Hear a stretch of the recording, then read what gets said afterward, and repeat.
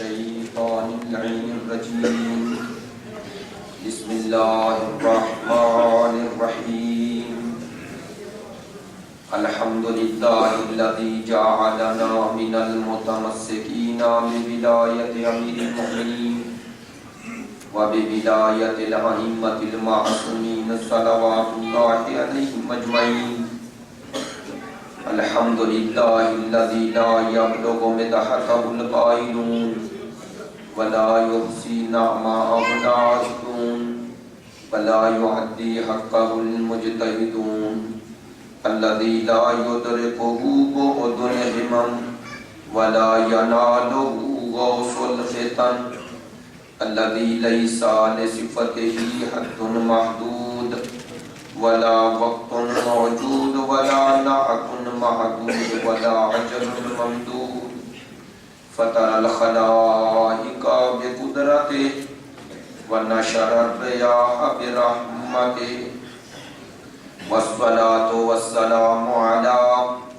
سيدنا ومولانا حبيبنا وحبيب قلوبنا شفيعنا وشفيع ذنوبنا أبي القاسم محمد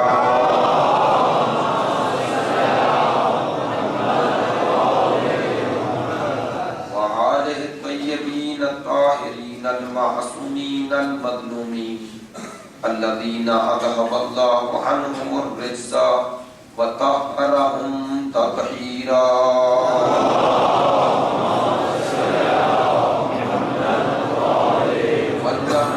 الدائمة على منكري فضائلهم وغاصبي حقوقهم من الآن إلى قيام يوم الدين أما بعد فقد قال سبحانه وتعالى في كتابه المجيد بسم الله الرحمن الرحيم ومن يبتغ غير الإسلام دينا فلن يقبل منه وهو في الآخرة من الخاسرين رب اشرح لي صدري ويسر لي أمري واحلل عقدة من لساني يفقهوا قولي إن الله وملائكته يصلون على النبي يا أيها الذين آمنوا صلوا عليه وسلموا تسلیما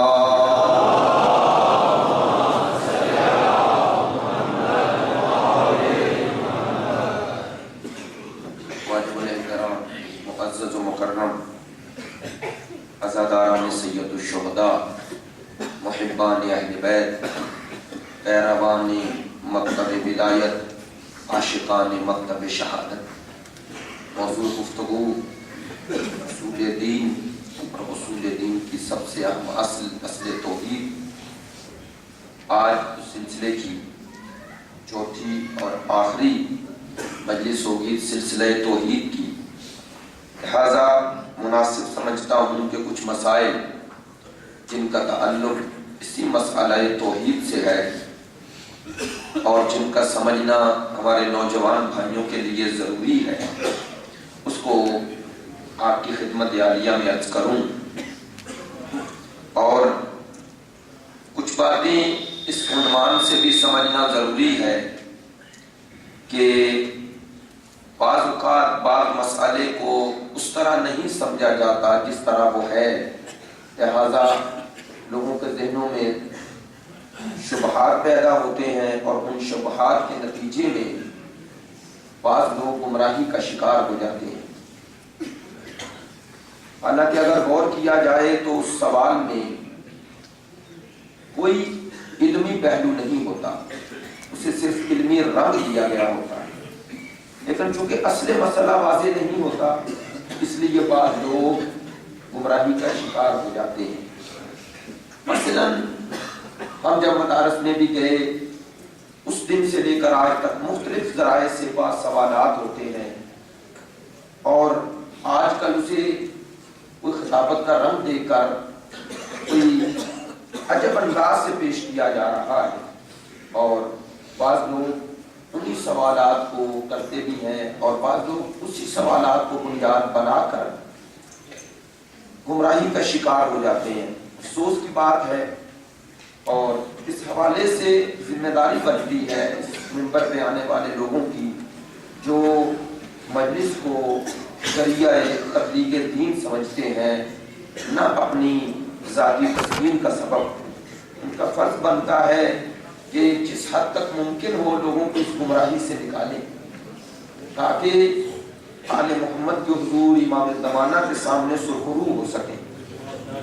مثلا ایک بڑا عام فہم سوال، لیکن اس کا جواب بعض اوقات اس طرح نہیں دیا جاتا، تو سننے والے، سوال کرنے والے کو اس طرح تسکین نہیں ہوتی ہے، مطمئن نہیں ہوتا ہے۔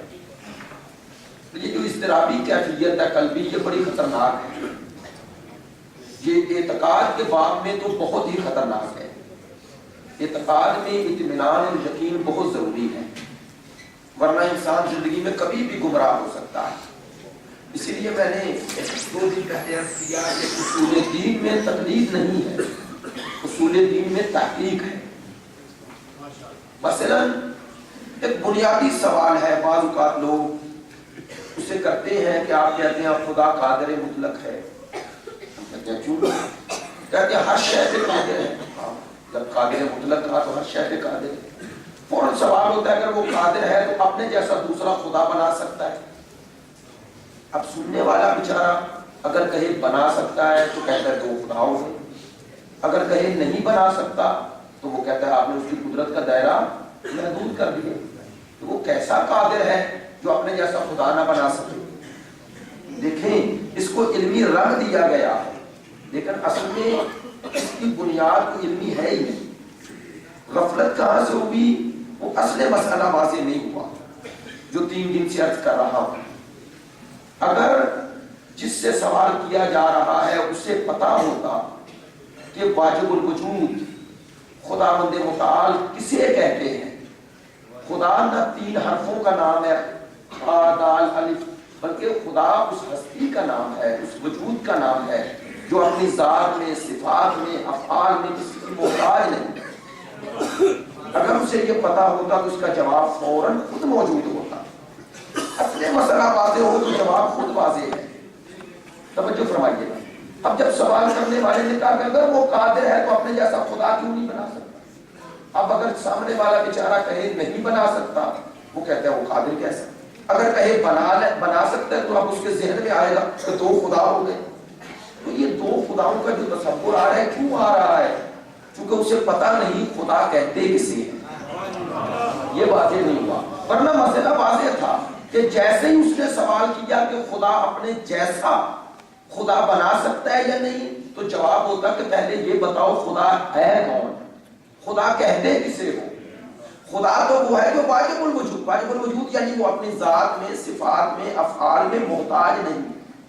جو محتاج نہیں ہے وہ وجود پانے میں بھی کسی کا محتاج نہیں، وہ صفات میں بھی کسی کا محتاج نہیں۔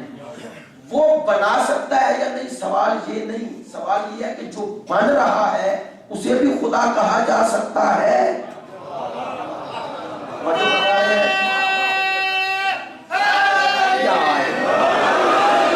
جو بن رہا ہے آیا وہ خدا بھی ہے؟ اگر یہ پتا ہوتا جو بنے وہ خدا نہیں ہوتا، جو بنائے وہ خدا ہوتا ہے۔ اگر یہ واضح ہو میرے نوجوان بھائیوں کہ جیسا بھی بن رہا ہے، بھئی بن رہا ہے نا، تو جو بن رہا ہے وہ خالق نہیں مخلوق ہے۔ ہاں، سوال ادھر نہیں، سوال ادھر کرو۔ توجہ فرمائیے گا، کسی ضمن میں ایک بات کہوں گا، اس پہ زیادہ نہیں ٹھہروں گا، گزر جاؤں گا۔ جو بن رہا ہے اسے دیکھو، جو بنا رہا ہے اسے نہیں۔ ہمیشہ قادر کی قدرت پہ نظر نہ کیا کرو، مقدور کی ظرفیت پہ بھی نظر کیا کرو۔ نہیں، وہ جو بن رہا ہے چاہے جو بھی ہو اسے خدا کہا ہی نہیں جا سکتا، چونکہ اگر خدا ہوتا تو بننے کا محتاج نہ ہوتا۔ اب جو بن رہا ہے ہم اسے دیکھ رہے ہیں، سوال ادھر نہ کرو کہ اپنے جیسا بنا سکتا ہے یا نہیں۔ بھئی جسے کہو کہ اس جیسا ہے، اگر اس جیسا ہے تو بن کیسے رہا ہے؟ اور اگر بن رہا ہے تو خدا نہیں مخلوق ہے۔ نہیں ہے، بننے والے میں یہ ظرفیت ہی نہیں ہے کہ وہ خدا بن جائے۔ بس قادر کی قدرت کو نہ دیکھو، ہمیشہ اس کے ظرف کو دیکھو۔ یہی بات حضرت موسیٰ نے کہی تھی فرعون کے سامنے، میرا خدا وہ ہے جس نے ہر شے کو خلق کیا اور اسے ویسا بنایا جیسی اس کی صلاحیت تھی۔ کیا ہے بات کو سمجھیے گا، میں نے کہا تھا اشارہ میں درد کروں گا، کچھ بڑے لکھے دوست توجہ فرمائیے گا کہ وہ بنانے والا بنا سکتا ہے یا نہیں، ہمیشہ ادھر نہ دیکھو، ادھر بھی دیکھو کہ جس کو بارے میں کہہ رہے ہو اس میں ظرفیت ہے۔ اب اگر کوئی کہہ دے کہ یہ کام جو ان سے لیا ان سے بھی لے سکتا ہے، بھئی ادھر نہ دیکھو ادھر دیکھو، نہیں ہمیشہ ادھر نہ دیکھو ادھر دیکھو کہ اس میں بھی ظرفیت ہے یا نہیں۔ اور میں اکثر یہ مثال دیتا ہوں، ہمارے اپنے علمی دوستوں میں اس مثال کو دوسرے رنگ سے دیا جاتا ہے کہ آیا ایک ایسا پتھر خدا بنا سکتا ہے جو اس کی قدرت کے دائرے سے نکل جائے؟ ہم کہتے ہیں نہیں، اس کے بنانے کو نہ دیکھو، یہ پتھر بن ہی نہیں سکتا، توجہ بن ہی نہیں سکتا۔ تو ہمارے علماء نے جو مسئلہ حل کیا وہ کہا ادھر دیکھو ادھر نہیں، جو وجود میں آ گیا اس کی صلاحیت کو دیکھو، اس قادر کی قدرت کو نہ دیکھو کہ وہ اس سے زیادہ صلاحیت رکھتا ہے یا نہیں۔ میری بات اگر پہنچ رہی ہے، اب اگر کسی کے بارے میں کہو کہ اس سے یہ کام لیا جا سکتا ہے یا نہیں، یہ سوال ہی غلط ہے۔ ادھر نہ دیکھو کہ اس میں قدرت ہے یا نہیں، جو خارج میں وجود میں آ گیا یہ دیکھو اس میں صلاحیت ہے یا نہیں۔ اگر صلاحیت نہیں ہے تو جو بھی ہو وہ کام نہیں کر سکتا۔ اب سنیے، ایسا نہیں ہے کہ وہ قادر مطلق ہے، جہاں قادر ہے وہاں عادل ہے۔ کل میرا موضوع ہے عدل الہی، لیکن ایک جملہ آج کہہ رہا ہوں، وہ اگر قادر ہے تو حکیم بھی ہے۔ دیکھیے، قادر کی قدرت پر ہمیشہ زور نہ دو، مقدور کی ظرفیت دیکھو۔ توجہ، میں بار بار یہ جملہ کیوں کہہ رہا ہوں؟ تاکہ میری بات آپ تک پہنچے۔ میں اکثر یہ مثال دیتا ہوں، آپ میرے سامنے ایک جگ پانی کا بھر کے رکھ دیں، ایک گلاس خالی مجھے دے دیں اور کہیں یہ سارا جگ پانی کا اس گلاس میں اڑیل دو۔ اب یہ گلاس بھی رہے اور پورا جگ پانی کا اس میں آ جائے۔ اب مجھ میں یہ صلاحیت ہے کہ جگ اٹھاؤں اور اس میں اڑیل دو، لیکن اس گلاس میں یہ ظرفیت نہیں ہے کہ ایک گلاس بھی رہے اور اس میں سارا جگ پانی کا بھی آ جائے۔ تو نقص مجھ میں نہیں، نقص اس میں ہے۔ نقص ادھر نہیں، نقص ادھر ہے جس میں پانی ڈال رہا ہوں۔ اب مت سمجھو کہ جن کو انبیاء بنایا قرآن دازی سے بنا دیا، نہیں، اس نے اپنے ترازو عدل پر تولا، جس میں جتنی ظرفیت تھی اسے اتنا ہی مقام دیا ہے۔ اب اس کے مقام سے بڑھ کر نہ اس نے تقاضا کیا ہے اور نہ ہمیں حق دیا ہے، نہ ہمیں حق دیا ہے نہ تقاضا کیا ہے۔ اب یہ سوال ہی غلط ہے کہ یہ کام جو آل محمد نے کیا ہے یہ کوئی اور بھی کر سکتا ہے۔ خدا کی قسم، اگر کوئی اور کر سکتا ہوتا تو اس عادل کے عدل کا تقاضا تھا کہ انہیں بھی دیتا۔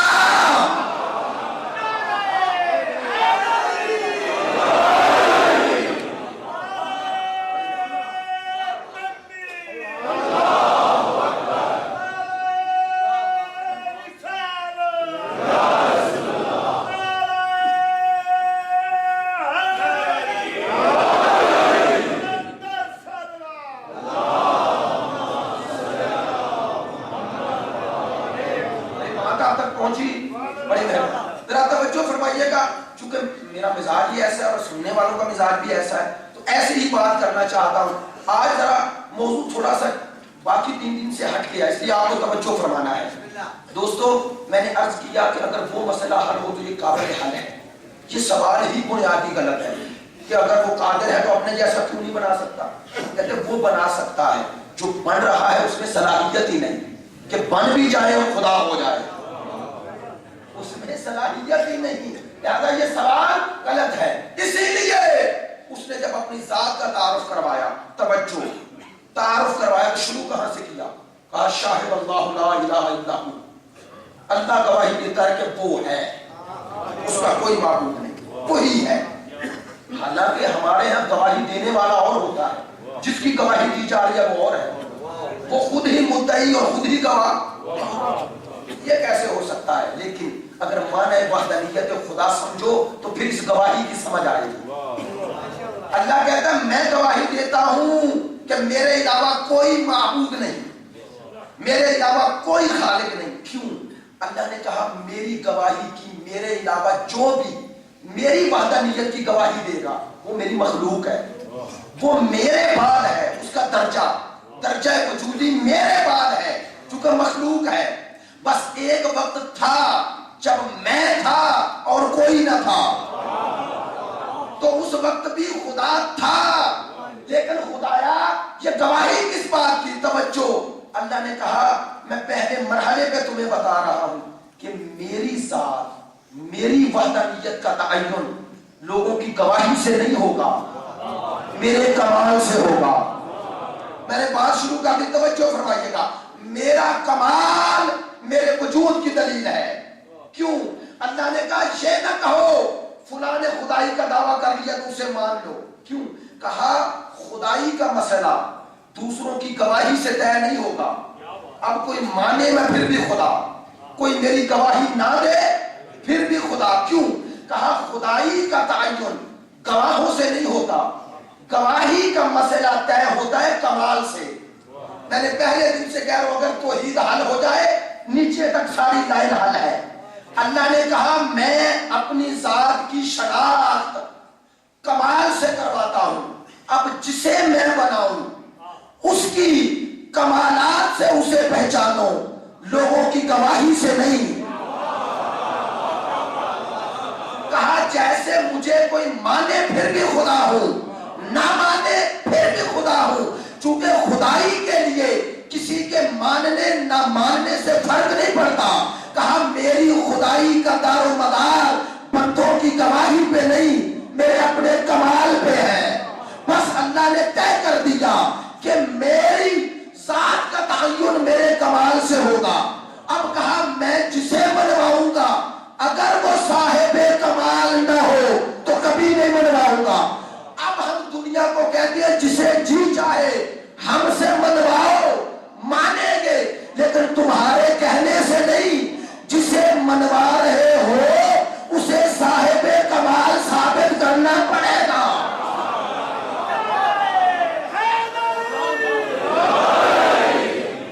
اسے صاحب کمال ثابت کرنا پڑے گا۔ اگر وہ صاحب کمال ہے تم مانو نہ مانو وہ ہے، اور اگر صاحب کمال نہیں پوری دنیا بھی بنا لے وہ کمال والا نہیں بن سکتا۔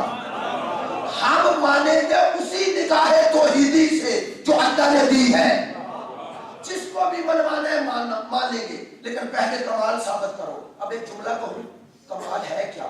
اب اگر کسی کو پتہ ہی نہ ہو کمال کسے کہتے تو ہمارا کیا قصور؟ وہ منبر پہ آ کے کہے کہ کاش میں انسان نہ ہوتا اور سامنے والا کہے سبحان اللہ، وہ کہے میں تم سے بہتر نہیں ہوں اور آپ کہیں سبحان اللہ، اسے مانو۔ اب اگر کسی کے نزدیک اقرار جہالت کمال ہو تو وہ اپنی عقل کا ماتم کرے۔ اب کسی کو اگر کمال کی شناخت نہیں تو اسے اپنی عقل کا ماتم کرنا چاہیے۔ ہم نے تو جسے مانا صاحب کمال مانا، اور خدا کی قسم مانا ہی تب کہ صاحب کمال ہے۔ اگر صاحب کمال نہ ہوتا تو نہ مانتے، اگر کمالات کا مالک نہ ہوتا تو نہ مانتے۔ کن کمالات کا مالک؟ کن کمالات کا مالک؟ ہم نے پہلی منزل پر ہی جسے مانا، اس کے کمالات کی منزل کیا ہے؟ اس کے کمالات کی منزل کیا ہے؟ اللہ نے کہا اگر یہ صاحب کمال نہ ہوتا تو اسے اپنے گھر میں نہ بھیجتا۔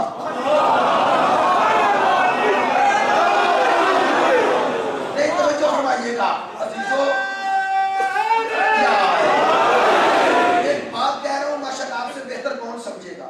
دیکھیے یہ ولادت میں نہ کسی کو فضیلت حاصل نہیں. کیوں نہیں؟ میں توجہ فرمائیے, کیوں نہیں؟ چونکہ ولادت میرے اختیار میں نہیں. آپ میں سے کون کس گھر میں آیا اپنے اختیار سے نہیں آیا؟ مثلا اگر اختیار ہوتا تو سب چاہتے سید گھر میں آئے, اعلیٰ گھر میں آئے, یہی ہے نا کیا لیکن آپ ہاتھ میں تو نہیں. تو بس اس کا انتخاب وہ کرتا ہے کس کو کس گھر میں بھیجنا ہے.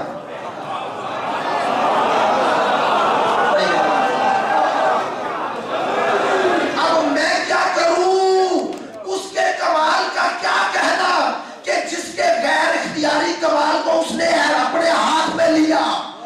کمال کی منزل یہ تھی کہ سب کو جہاں بھیجنا چاہا بھیج دیا, لیکن کہا تجھے کہیں نہیں بھیجوں گا, تجھے بھیجوں گا تو اپنے گھر میں بھیجوں گا, تاکہ پہلے دن طے ہو جائے کہ اگر تم میرے نہ ہوتے تو میرے گھر میں نہ آتے. توجہ نہیں, اب جملہ بدل رہا ہوں. لوگ سمجھتے ہیں مولا کائنات کا کعبے میں آنا یہ مولا کی فضیلت کو ظاہر کرنا تھا. نہیں, میں اپنی عقیدت بتا رہا ہوں. نہیں, خدا مولا کی مقام کو ثابت نہیں کرنا چاہتا, مولا کے والدین کے مقام کو بتانا چاہتا. نہیں, میں نے دعویٰ کیا دلیل دیتا ہوں. میں نہیں مانتا اس بات کو کہ علی کی ماں اچانک آئی نہیں, لائی گئی ہے. نہیں, اچانک اگر آئے گئی مثلا بڑی بہادر خاتون ہو, کتنی بہادر بھی, اگر اچانک کہیں چلی جائے, رات کا اندھیرا تاریکی ہو, کسی دیوار کے پاس کھڑی ہو جائے اور دیوار پھٹ جائے, شفاف ہو جائے, تو کیا تقاضا ہے؟ جتنی بھی بہادر خاتون دور بھاگے, دیوار کے قریب کھڑی نہیں ہوگی.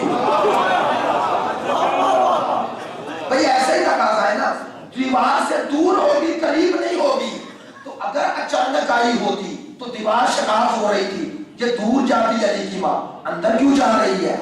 جا نہیں رہی, بلائی جا رہی ہے.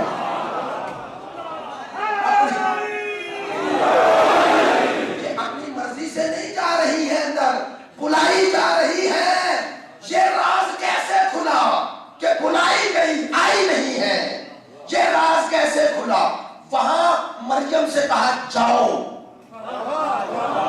یہاں اگر اشارہ نہ ہوتا تو نہ آتی. یہ اس کا اہتمام تھا کہ آئیں, اور یہ دیواش آپ ہو اندر چلی جائیں. اب بار بار کہہ رہا ہوں, آئی نہیں, لائی گئی ہے. خدا کی قسم اگر اپنی مرضی سے آتی تو اس در سے آتی جہاں سب اپنی مرضی سے جاتے تھے. کہا یہ علیحدہ در بنا ہی اس لیے رہا ہوں تاکہ قیامت تک پتہ چل جائے یہ آنے والی آئی نہیں ہے, بلائی گئی ہے. نہیں, اب اس کی دلیل کیا ہے؟ یہ راز کھلا. اب اس کا بعد میں بتاتا ہوں اس کا فلسفہ کیا ہے. خدا نے کیوں چاہا, یہ سارا اہتمام کیوں کیا, مقصد کیا ہے؟ توجہ فرمائیے. راز کیسے کھلا؟ جب مولا کائنات کے والد محترم حضرت ابو طالب آئے. اب مناقب شریف نے عاشور میں یہ ہیں, مولا کے مناجات ہیں. حضرت ابو طالب آئے, ہاتھوں پہ اٹھایا اور پوچھا, ادھر ہاتھوں پہ اٹھایا, ادھر حضرت فاطمہ بنت اسد نے پوچھا کہ اے میرے آقا, میرے سردار, اس بچے کا نام کیا رکھیں؟ عجیب جواب دیا. کہا اس کا نام ہم نہیں رکھیں گے. الفاظ ہیں, کہا اس کا نام ہم نہیں رکھیں گے. کہا کون رکھے گا؟ کہا میرے ساتھ آؤ. کعبے کے سامنے آ کے کھڑی ہو گئی تو اور یوں علی کو ہاتھوں پہ بلند کیا. اب وہ اشعار موجود ہے کتابوں میں. کیا کہا؟ یا رب ذل غسق الدجی فالقمر المبتلج المضی بین لنا ماذا اسم ذا الصبی. اے رات کو تاریکی اور صبح کو روشنی کا لباس پہنانے والے میرے رب. یہ کون کہہ رہے ہیں؟ حضرت ابو طالب کہہ رہے ہیں اے رات کو تاریکی اور صبح کو روشنی کا لباس پہنانے والے میرے رب, بین لنا, بیان کر ہمارے لیے, ماذا اسم ذا الصبی, تو نے اس بچے کا نام کیا رکھا ہے؟ اب ممکن ہے کوئی کہے ابو طالب کو پتا کیسے چلا کہ اس بچے کا نام اس نے رکھا ہے؟ قرآن پڑھ لو. اللہ نے کہا موسیٰ کی ماں کو ہم نے وحی کی, موسیٰ کی ماں کو, کہ اسے تو دریا برد کر, یہ پلٹے گا. اب اس وحی کا معنی ظاہر ہے ہم وحی نبوتی نہیں کہتے، لیکن وہ وحی کی ایک قسم ہے، وحی کی ایک قسم ہے جو موسیٰ کی ماں کے قلب پر کی گئی۔ علماء کہتے ہیں اس سے مراد الہام ہے، وہ وحی جو نبیوں پر نہیں ہوتی، لیکن اللہ جسے چن لیتا ہے، اللہ کے جو قریب ہو جاتے ہیں ان کے قلب میں اللہ اپنی بات ڈال دیتا ہے۔ اگر موسیٰ کی ماں پر وحی آ سکتی ہے، یہ تو فخر موسیٰ کا باپ ہے۔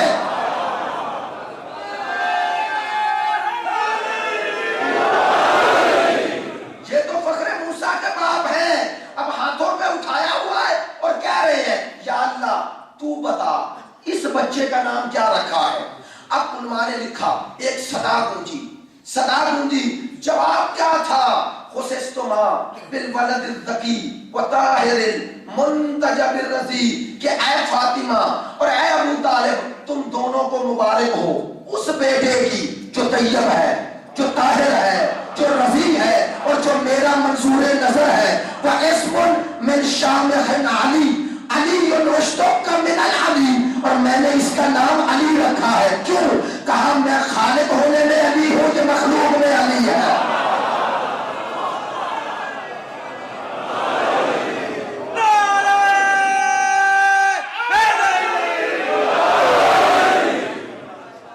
یہ مخلوق میں علی ہے۔ اور یاد رکھیے کہ جملہ کہہ رہا ہوں میرا نہیں، آیت اللہ جواتی حاملی کا کیا خوبصورت جملہ ہے۔ کہتے ہیں خدا کی قسم اگر وہ علی نہ ہوتا تو یہ علی نہ ہوتا۔ وہ علی ہے اسی لیے علی بنایا، اور اگر یہ علی نہ ہوتا تو پتہ نہ چلتا وہ کیسا علی ہے۔ وہ علی یہ مظہر ہے اس کے اسم علی کا۔ اور توجہ ایک جملہ اور کہہ رہا ہوں، یہ مظہر کامل و اکمل ہے، اور مظہر کامل و اکمل وہی ہو سکتا ہے جو اس کے اعلیٰ ہونے کا تمام جہاد میں ظہور رکھتا ہو۔ یہی وجہ ہے کہ جب عاشقان علی سے کسی نے بھی پوچھا کہ معنی علی کیا ہے، لوگوں نے کہا بلند، لیکن ان کی نظر میں دیکھیں کہا قالو علی علی قلتلا، لوگ کہتے ہیں علی کا معنی بلند ہے، میں کہتا ہوں نہیں۔ صاحب ابن عباد نے کہا نا لوگ کہتے ہیں علی کا معنی بلند ہے، میں کہتا ہوں نہیں۔ لوگوں نے کہا تو کیا کہتا ہے؟ کہتا قالو علی علی قلتلا فإن العلی بعلی علی، میرے عقیدے میں علی کا معنی بلند نہیں بلکہ بلندی علی کی وجہ سے بلند ہے۔ اللہ اکبر، بلندی اس علی کی وجہ سے بلند ہے، بلندی اس کی وجہ سے۔ یہ صاحب کمال ہے جس کے کمال کو اس نے ظاہر کیا۔ کیوں کیا؟ تاکہ اگر صاحب کمال بننا چاہتے ہو تو اس کی پیروی کرو۔ کل ایک جملہ کہا تھا، آپ نے توجہ نہیں فرمائی، میں بھی جلدی میں گزر گیا۔ میں نے کہا انسان کامل کون ہوتا ہے؟ جو اس کی ذات کی شناخت ویسے کرواتا ہے جیسی اس کے شائستہ ہے، جیسی اس کے قابل ہے۔ باقی ہر شے اس کی شناخت اتنی کرواتی ہے جتنی اس کے وجود میں ظرفیت ہے، جتنی ہے اتنی شناخت کرواتی ہے۔ یعنی وجہ پوری کائنات کو آیت کہا، لیکن میرے دوستو یہ پوری کائنات آیات ہیں، ہم ان سے درس نہیں لیتے۔ کیوں نہیں لیتے؟ علماء کہتے ہیں ان کا تکرار اتنا ہو گیا کہ ہم عادی ہو گئے، اور یہ بھی ہماری عادت کا حصہ بن گئے، عادت کا حصہ بن گئے، اس لیے ہم نے توجہ نہیں کی، یہ عادات کا حصہ بن گئے۔ اللہ نے کہا یہ کہیں تمہاری عادت کا حصہ نہ بن جائے یہ آیات، اسی لیے بعض اوقات ان میں ایسے عوامل رکھے کہ ان کے بدلے میں کہا نمازی آیات پڑھو، سورج کہنے لگا نمازی آیات پڑھو تاکہ تمہاری توجہ ہو جائے کہ یہ عادت نہیں یہ آیت ہے، یہ عادت نہیں یہ آیت ہے۔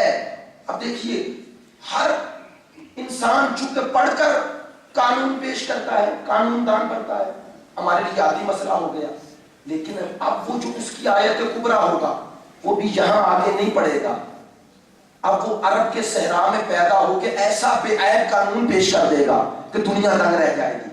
اب عرب کے صحرا میں اس کا آنا اور قانون پیش کرنا یہ عادت نہیں یہ آیت ہے، اور خود علی کا آنا یہ عادت نہیں یہ آیت ہے، یہ عادتاً نہیں یہ آیت ہے، چونکہ اس کا وجود آیت ہے۔ خدا چاہتا ہے دنیا علی کی طرف متوجہ ہو جائے تاکہ اگر انسان کمال پانا چاہتا ہے تو اس کا قبلہ فکر و عمل علی بن جائے،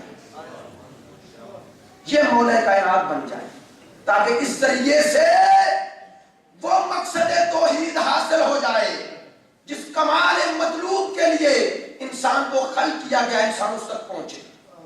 توجہ، اب وہ جو باتیں میں نے کرنی تھی کر لی، اب ذرا تھوڑی سی آپ سے بات کر رہا ہوں، انشاءاللہ آپ متوجہ ہیں۔ اس کمال حصول کمال کا ذریعہ اس نے کیا قرار دیا؟ فرمایا وما خلقت الجن والانس الا لیعبدون، میں نے جن و انس کو پیدا ہی عبادت کے لیے کیا۔ اب معصوم سے پوچھا کہ عبادت کا معنی؟ فرمایا الا لیعرفون، فرمایا ہر کسی کی عبادت اتنی قبول ہے جتنی اس کی معرفت ہے۔ بس مقصد خلقت عبادت اور روح عبادت معرفت۔ توجہ فرمائیے گا، اب جس کی معرفت جتنی زیادہ اس کی عبادت اتنی زیادہ کرے۔ اچھا، عبادت کا مقصد کیا ہے؟ معرفت تو روح عبادت ہے، مقصد عبادت کیا ہے؟ تو آپ خود کہتے ہیں اس مقصد کو قربتاً الی اللہ، ٹھیک ہے، اللہ کے قریب ہونا۔ توجہ، اللہ کے قریب ہونا۔ اب اس قرب کا معنی کیا ہے؟ دیکھیں، آپ اگر یہاں دیکھنا چاہتے یہ میرے قریب کون ہے، آپ نے کئی سفرات بھائی ہیں، آپ بھی صاحب ہیں، قریب ہیں، تو یہ قرب کیا ہے؟ آپ کی نسبت میرے قریب ہے، لیکن یہ قرب مکانی ہے۔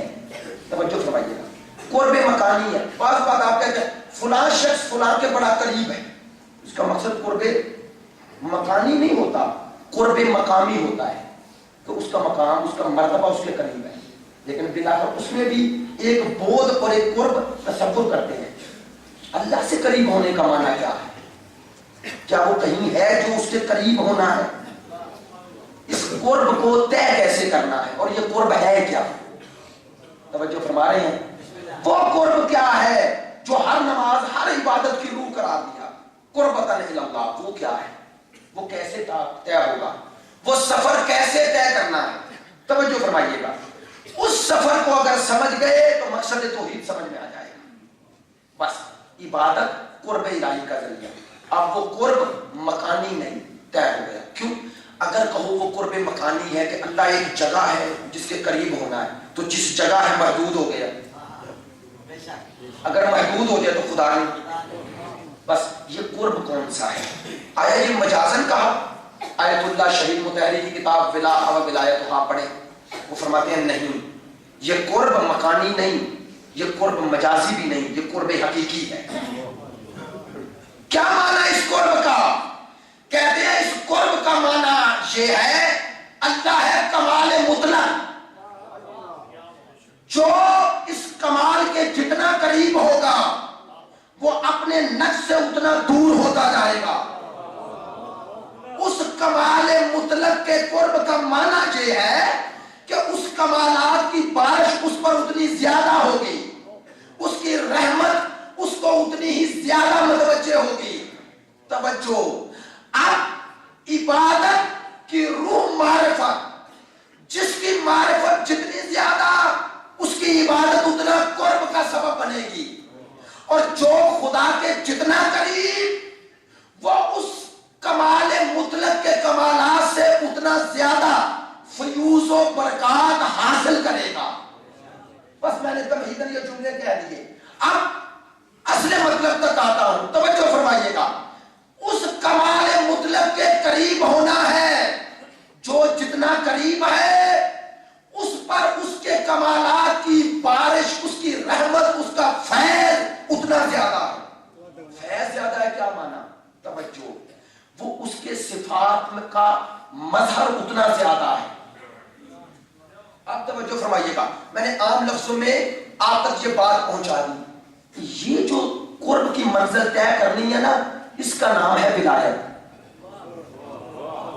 ولایت کی تعریف کروں، مفردات راغب، امام راغب نے تعریف کی، الولا والتوالی ان یحصل الشیئان فصاعدا حصولا ما لیس منہما ما لیس بینہما۔ عجیب تعریف کی، کہتے ہیں ولایت یا توالی اسے کہتے ہیں، ولایت یا توالی اسے کہتے ہیں کہ دو چیزیں اتنی قریب ہو جائیں، اتنی قریب ہو جائیں کہ ان کے درمیان صرف یہ فرق رہ جائے کہ یہ دو ہیں، اس کے علاوہ کوئی درمیان میں حائل نہ ہو سکے۔ وہ کہتے ہیں اس قرب کا نام ہے ولایت۔ اللہ اکبر. صرف یہ فرق رہ جائے کہ یہ دو وجود ہیں, یہ فرق رہے دو ہیں ایک نہیں. حلول نہیں, حلول نہیں ہے دو, لیکن درمیان میں کوئی نہ رہے. یعنی اب وہ فیض دینے والا اور یہ فیض لینے والا. اب میری گفتگو جہاں سے شروع کی تھی وہاں منتبہ کر لو. اب جس کا ظرف جتنا ہے وہ اس سے فیض اتنا لے گا. وہ ہے فیض مطلق, اس کے فیض دینے میں کوئی بخل نہیں. وہ فیض دینا چاہتا ہے, بخل نہیں. اب لینے والے میں جتنا ظرف ہے اتنا لے گا. اب کوئی ایسی کامل و اکمل ہستی ہونی چاہیے جو فیض کو ویسے لے جیسے وہ دینا چاہتا ہے. اللہ اکبر, ویسے لے جیسے دینا چاہتا ہے. اب پھر وہی سوال آ گیا, بھائی وہ قادر مطلق ہے جسے جی چاہے دے دے. ہاں جی چاہنا ہے لیکن حکیم ہے. اگر توجہ, اگر لینے اور دینے والے میں سنخیت نہیں, تناسب وجودی نہیں, تو لے نہیں سکتا. نہیں, تناسب وجودی کا کیا معنی ہے؟ انسان زندہ رہنے کے لیے غذا کی ضرورت ہے نا, معذرت کے ساتھ. انسان کے سامنے جانور کی غذا رکھو, کھا لے گا. کیوں بھائی, بھوک تو لگی ہوئی ہے, وہ تو کھا رہا ہے. آپ کہیں گے اس کے وجود میں تناسب ہے, سنخیت ضروری ہے. میری بھوک میں اور جو غذا ہے اس میں تناسب ضروری ہے. میرا وجود اسے ہی قبول کرے گا جسے میرے معدے کے لیے بنایا گیا ہے. آئے آئے, یعنی اس بنانے والے نے ایک تناسب وجودی بنایا. اب جب تک وہ تناسب نہیں ہوگا نہ میں دے سکتا ہوں نہ وہ میرے کام آ سکتی ہے. نہیں, ابھی تک میں مشکل الفاظ سے دہرانے کی کوشش کر رہا ہوں, آسان کرتا ہوں. یہ ٹیوب, یہ لائٹ سب میرے ارد گرد چل رہی ہیں. کیسے چل رہی ہیں آپ نے کبھی سوچا؟ ان کا ایک پورا پروسیس ہے جو طے کر کے آ رہی ہیں آپ تک. کیسے آ رہی ہیں؟ ان کے پیچھے ایک تار ہے نا, دو تاریں ہیں. توجہ, ان کا رابطہ کس سے ہے؟ میٹر سے. میٹر کا رابطہ کس سے ہے؟ ٹرانسفارمر سے. ٹرانسفارمر کا رابطہ کس سے ہے؟ گریڈ اسٹیشن سے. گریڈ اسٹیشن کا ڈیم سے.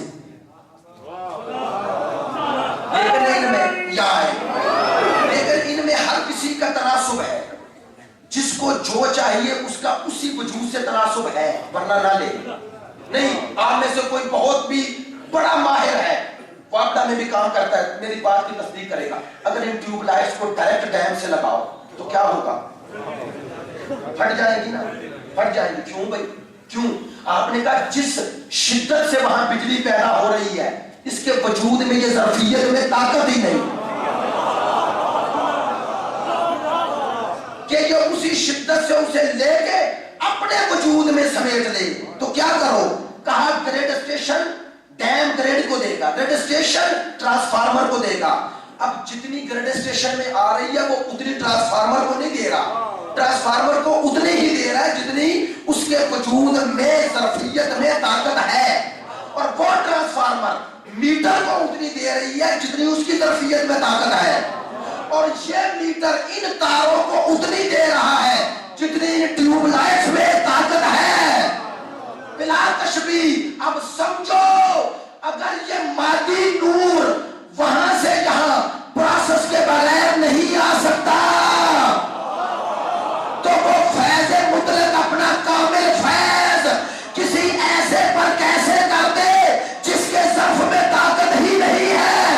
تو بس سمجھو وہ کامل ظرف جو وہاں سے فیض کو ویسے لیتا ہے جیسے وہ دے رہا ہے, اور پوری کائنات کو اتنا دیتا ہے جتنی اس کے ظرف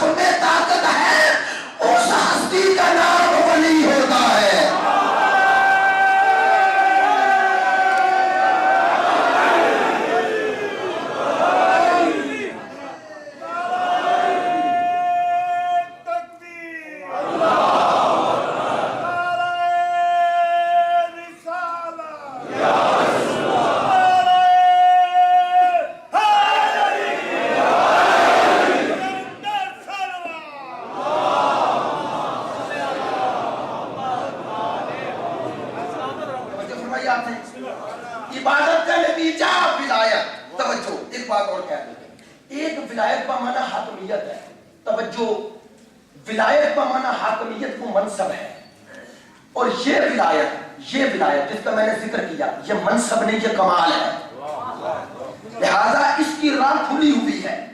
یہ جو کہتے ہیں فلاں ولی خدا ہے، کیا معنی نہیں، وہ ولایت کا یہ معنی ہے کہ یہ قرب الہی کی راہ کھلی ہوئی ہے، توجہ، لیکن یہ راہ کھلی ہوئی ہے، اس راہ میں اس خضر راہ کے بغیر نہیں پہنچا جا سکتا جب تک وہ ولی کامل نہ ہو جو قرب کی آخری منزل پر فائز ہے، کوئی ولایت تک نہیں پہنچ سکتا۔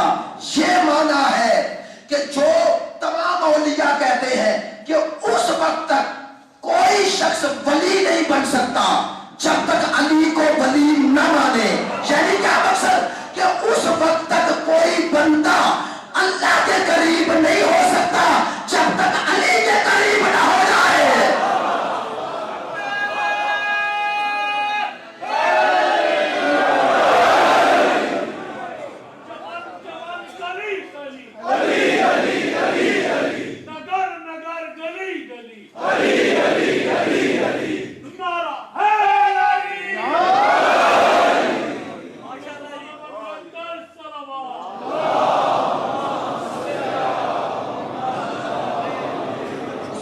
کوئی اس قرب کی منزل کو نہیں پا سکتا جب تک اس کے قریب نہ ہو جو قرب کی آخری منزل پر ہے، قرب کی آخری منزل پر ہے۔ یہ معنی ہے کہ ہر ولی کہتا ہے کہ میں نے یہ در ولایت علی سے لی ہے، میں نے یہ ولایت اس کے در سے لی ہے، اور کیوں نہ کہے، توجہ، علی مقام قرب میں آخر پہ ہے، یہ تو ہے دعویٰ علی۔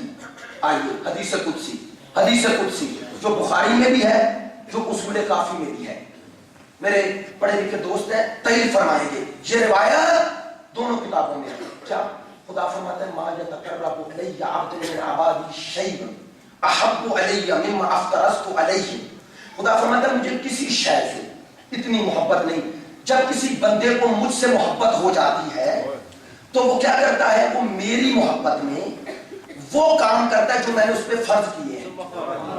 توجہ، بندہ محبت الہی میں وہ کرتا ہے جو اس نے فرض کیے ہیں۔ خدا فرماتا ہے جب یہ کرتا ہے، اب یہ محب ہے وہ محبوب۔ خدا فرماتا ہے اس کے بعد بندہ ترقی کرتا ہے، کیا کرتا ہے، لِيَتَقَرَّبُ عَلَيَّ بِالنَّافِلَةِ، پھر انسان وہ کام بھی کرتا ہے جو مستحب ہے، نافلہ و معنی مستحب ہے، یعنی اب تک وہ کر رہا تھا اس کی محبت میں جو فرض تھا، اب قدم آگے بڑھایا، اب وہ بھی کر رہا ہے جو فرض نہیں کیے لیکن چاہتا ہے۔ توجہ، اسے حدیث قرب النوافل کہتے ہیں۔ توجہ فرماتے ہیں جب نافلہ یعنی مستحبات کو انجام دیتا ہے، خدا کہتا ہے میری محبت میں حتی احبہ، اللہ فرماتا ہے یہاں تک یہ مستحبات کو انجام دیتا ہے حتی احبہ، اب میں اس سے محبت کرنے لگتا ہوں۔ پہلے وہ محب تھا، میں محبوب، اب یہ محبوب ہو گیا، میں محب۔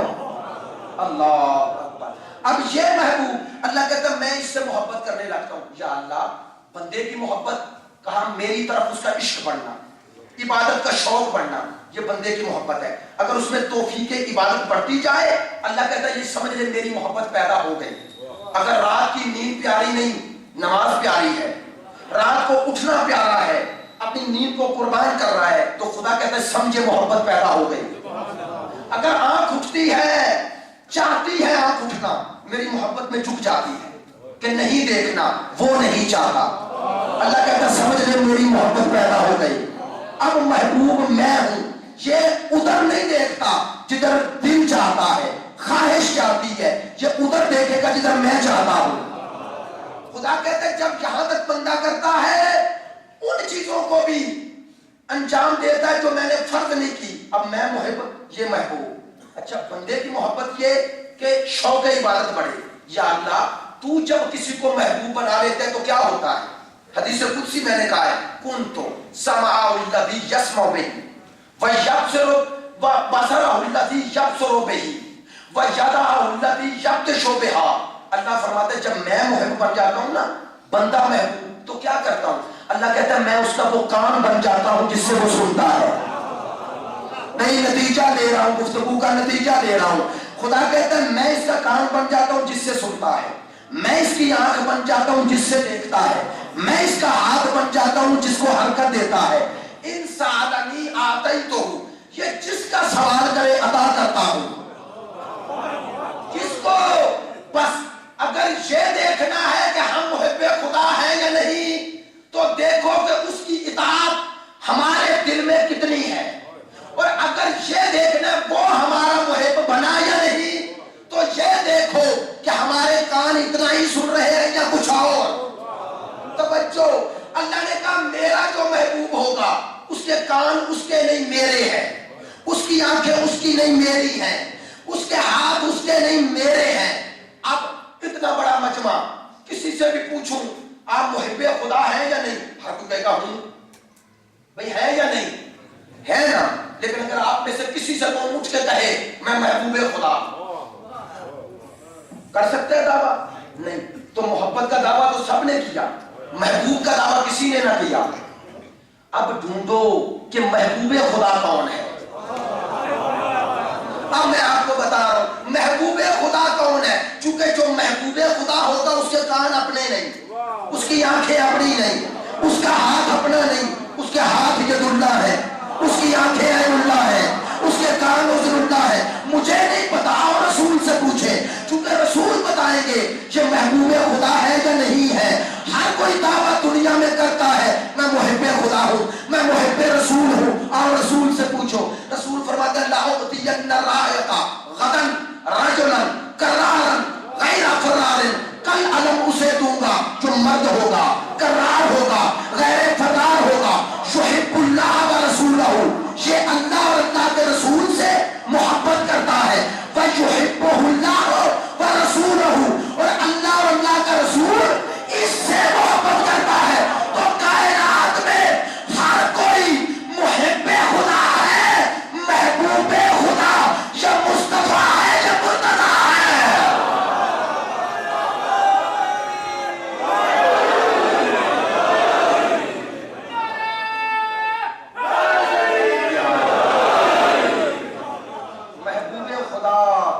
مصطفیٰ ہے یا مرتضیٰ ہے۔ بس واقعہ آخری جملے، اب عجیب حدیث قدسی اسی کے الفاظ ہیں، اسی کے عجیب جملے ہیں، اس کی تشریح نہیں کروں گا، آپ پر چھوڑ دوں گا۔ علی محبوب خدا، علی ولی خدا ہے نا۔ حدیث خدا کہتا ہے من احان علی ولی فقد بارزنی، جس نے میرے ولی کی توہین کی اس نے مجھ سے جنگ کی، جس نے میرے ولی کی توہین کی مجھ سے جنگ کی۔ یہ تو طے ہے نا کہ علی ولی خدا ہے۔ اب جو علی کی توہین کرے وہ اللہ سے جنگ لڑ رہا ہے، جو اللہ سے جنگ لڑے وہ مغضوب خدا ہے، محبوب خدا نہیں۔ کبھی بھی مغضوب خدا کو رضی اللہ نہ کہنا۔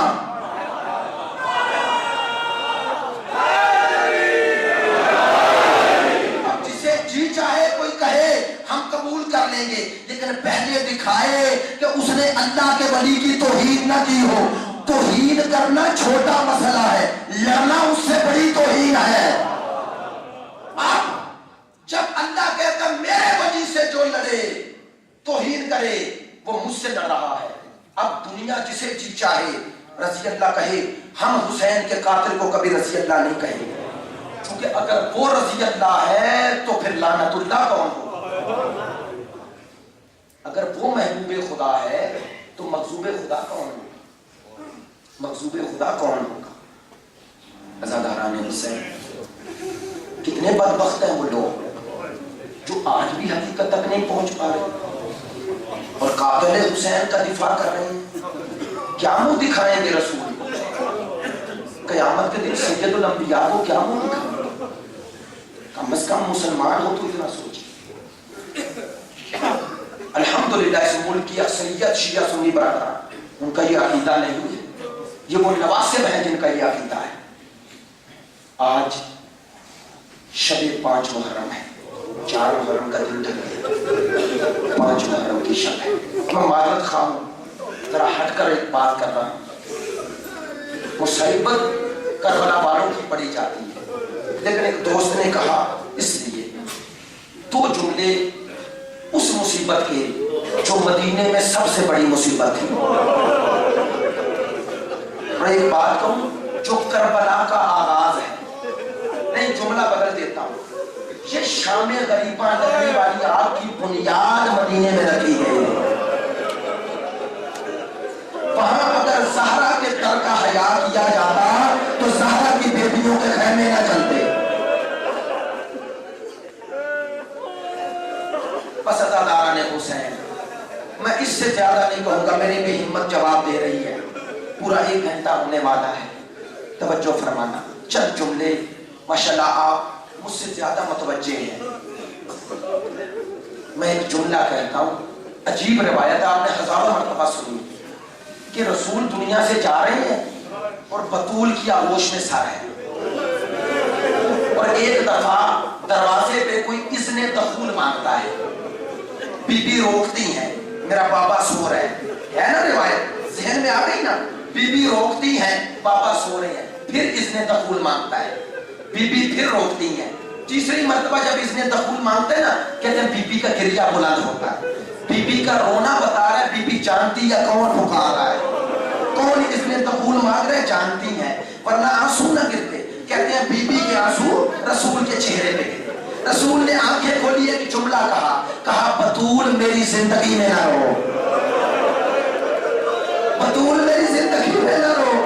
بابا جان, یہ کوئی دروازے پہ بار بار اذن دخول مانگ رہا ہے, میں کہہ رہی ہوں بابا سو رہے ہیں, سنیں گے. رسول نے کیا جواب دیا, کہا بطول تجھے پتا ہے نا کہ یہ آنے والا کسی سے اجازت نہیں مانگتا, لیکن یہ تیرے در کی عظمت ہے, یہ تیرے در کا مقام بتا رہا ہے.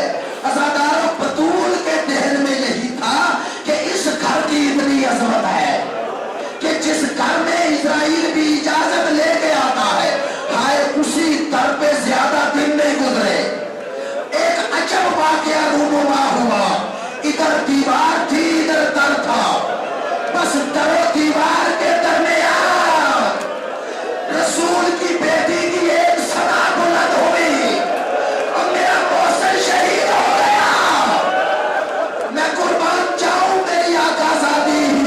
عزاداران حسین, آ جاؤ حسین کی اماں کا پرسہ دے, آج اماں کا پرسہ دے, حسین کی ماں کا پرسہ دے. کہتے ہیں مولا کائنات کی خلافت کا دور ہے, خلافت کا دور ہے. کہتے ہیں ایک شخص آیا, رو رہا تھا. علی نے پوچھا کیوں روتا ہے, کہتا ہے یا علی میری بیوی دنیا سے چلی گئی. کہا یہ تو رونے والی بات نہیں, مردوں کے غم یہ نہیں ہوتے. اس نے کہا یا علی میرے چھوٹے چھوٹے بچے ہیں, میری زوجہ چلی گئی, میں کیوں نہ رو. علی فرماتے ہیں مردوں کے غم یہ نہیں. اس نے پوچھا یا علی مردوں کے غم کیا ہے. مولا نے فرمایا بتا, جب تیری زوجہ دنیا سے گئی اس کے رخساروں پر کوئی نشان تو نہیں تھے, اس کے رخساروں پر کوئی نشان تو نہیں تھے. بتا اس کے پہلو میں کوئی ایسا زخم تو نہیں تھا جسے وہ تجھے بھی نہ دکھا سکے. کہا بتا اس کے جنازے میں اپنے پرائے سنبھالے. کہتا یا علی یہی ہوا. علی فرماتے مردوں کے غم یہ نہیں, مردوں کے غم یہ ہے زوجہ ساری زندگی اپنا پہلو شوہر کو نہ دکھا سکے. بس عزادارو, میں شہادت نہیں پڑھوں گا, چند جملے سن لو. خدا کی قسم بطول اس دنیا میں جتنے دن رہی, میں کہتا ہوں کائنات میں سب سے بڑا مظلوم اگر ڈھونڈنا ہے نا تو علی ہے, علی ہے. ایک عالم دین کا بڑا پیارا جملہ ہے, کہتے ہیں علی حسین سے بڑے مظلوم ہیں. کیوں؟ چونکہ جب تک سید الشہداء زندہ رہے نا کوئی ملعون خیموں میں نہیں آیا, لیکن ہائے یا علی تو موجود ہے. بس زیادہ میں چند جملے کہتا ہوں اور اس واقعے کو ذکر کر کے آپ کی زحمت ختم کرتا ہوں. میرے بھائی ابھی حج سے آئے ہیں, کچھ دوست, سرفراز بھائی بھی آئے ہیں, مولانا کوثر نیازی نام سنا ہے. وہ لکھتے ہیں کہ ہمیں بھٹو نے حج پر بھیجا, گورنمنٹ کا وقت تھا, ہم عمرہ کے لیے گئے کہتے ہیں ہمارے ساتھ مولانا اظہر حسن زیدی تھے، کہتے ہیں جب ہم حج پہ عمرہ کیا مدینے آ گئے، کہتے ہیں مدینے ہمارا چند دن قیام تھا، کہتے ہیں میں روزانہ قبر رسول پہ جاتا لیکن مولانا اظہر حسن زیدی نہ جاتے۔ ایک دن میرے ذہن میں خیال آیا کہیں مریض نہ ہوں، جاتا ہوں پوچھتا ہوں، کہتے ہیں ان کے کمرے میں گیا، میں نے کہا مولانا آپ کی تو بڑا محبت ہے رسول سے اور آپ جاتے بھی نہیں ہیں۔ کہا کیسے جاؤں سید ہوں،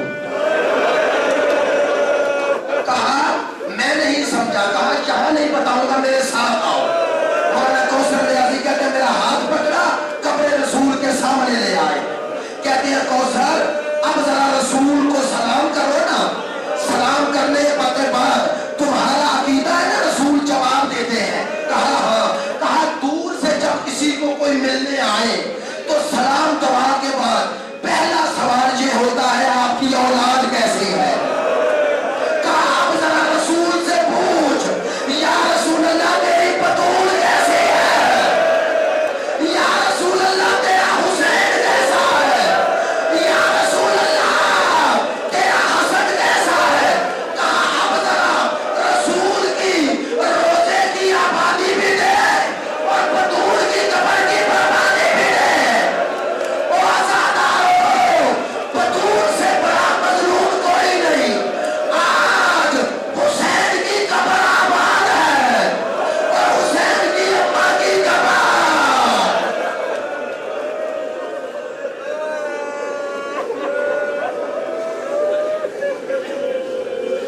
خدایا بحق محمد و آل محمد ہماری عبادتوں کا شکر قبولیت عطا، جو مومنین مومنات بیمار شفائے کاملہ عطا فرما۔